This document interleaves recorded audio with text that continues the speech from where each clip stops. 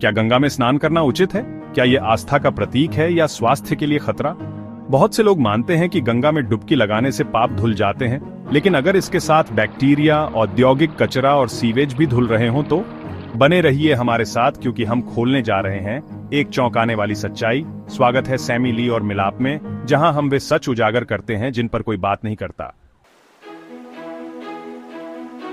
इसके पवित्र होने की बात करने से पहले आइए इसकी वास्तविकता का सामना करें। गंगा, जिसे सबसे पवित्र नदी माना जाता है, वह दुनिया की सबसे प्रदूषित नदियों में से एक भी है। लेकिन क्या यह सच में इतनी बुरी स्थिति में है? अध्ययनों से पता चला है कि गंगा के जल में ई कोलाई की अत्यधिक मात्रा होती है, जिससे टाइफॉइड, हैजा और त्वचा रोग होने का खतरा बढ़ जाता है। लाखों लोग अनजाने में जहरीला पानी पीते हैं, जिससे पेट और सांस से जुड़ी गंभीर बीमारियां हो सकती हैं। दुनिया की कई नदियों में प्रदूषण नियंत्रण उपाय लागू हैं, लेकिन गंगा अब भी अनियंत्रित कचरा निपटान से जूझ रही है। 3000 से अधिक फैक्ट्रियां अपना कचरा सीधे गंगा में डालती हैं। रसायन, धातुएं और जहरीले रंग बिना रोक टोक बहते हैं। हर दिन 3 अरब लीटर से अधिक सीवेज गंगा में गिरता है। क्या अब भी आप इसमें स्नान करना चाहेंगे?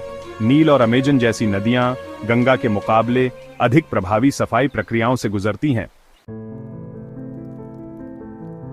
अधजले शवों को गंगा में बहाने की परंपरा पानी में सड़ांध और प्रदूषण बढ़ाती है। धार्मिक अनुष्ठानों में डाली गई सामग्रियां प्लास्टिक और अन्य कचरा तैरते हुए कचरे के द्वीप बना देते हैं। विशेषज्ञों की राय, पर्यावरणविदों का मानना है कि धार्मिक आस्थाओं को बनाए रखते हुए प्रदूषण नियंत्रण की रणनीतियां बनाई जानी चाहिए। तो क्या हम यह मानते रहें कि गंगा में स्नान हमारी आत्मा को शुद्ध करता है, जबकि यह हमारे शरीर को प्रदूषित कर रहा है? या फिर इस कहानी का कोई और पक्ष भी है? जोखिमों के बावजूद हर साल लाखों लोग गंगा में स्नान करते हैं। क्यों? क्योंकि सदियों से यह नदी केवल पानी नहीं, बल्कि आस्था का प्रतीक रही है। गंगा के पानी में बैक्टीरियोफेज होते हैं, जो हानिकारक बैक्टीरिया को नष्ट कर सकते हैं। कुछ शोध बताते हैं कि गंगा का पानी लंबे समय तक ताजा बना रहता है। वैज्ञानिक अध्ययन, कुछ वैज्ञानिकों ने पाया है कि गंगा की मिट्टी में विशेष तत्व होते हैं जो इसे शुद्ध रखने में मदद करते हैं। सांस्कृतिक और धार्मिक महत्व। शास्त्रों में गंगा को स्वर्ग से अवतरित एक दिव्य शक्ति बताया गया है।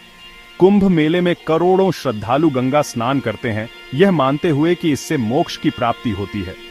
श्रद्धालुओं की राय, कुछ लोगों का मानना है कि विज्ञान से अधिक आस्था और विश्वास गंगा की पवित्रता को सिद्ध करते हैं। नमामि गंगे परियोजना जैसी पहलें गंगा को पुनः स्वच्छ बनाने का प्रयास कर रही है। क्या कड़े पर्यावरणीय कानून और जनता की भागीदारी से गंगा की पौराणिक शुद्धता वापस लाई जा सकती है? अन्य देशों की मिसाल, नीदरलैंड जैसे देशों ने अत्याधुनिक तकनीकों से अपनी प्रदूषित नदियों को पुनः जीवित कर दिया है। तो आपका क्या मत है? क्या आप मानते हैं कि गंगा वास्तव में पवित्र है, या फिर अब समय आ गया है कि हम इसकी सफाई को प्राथमिकता दें अंधविश्वास से ऊपर? क्या हमें परंपरा को बनाए रखना चाहिए या बदलाव की आवश्यकता है? अपनी राय हमें कमेंट में बताएं। लाइक, शेयर एंड सब्सक्राइब करें सैमी ली और मिलाप को, और जानिए ऐसे ही और अनसुने सच।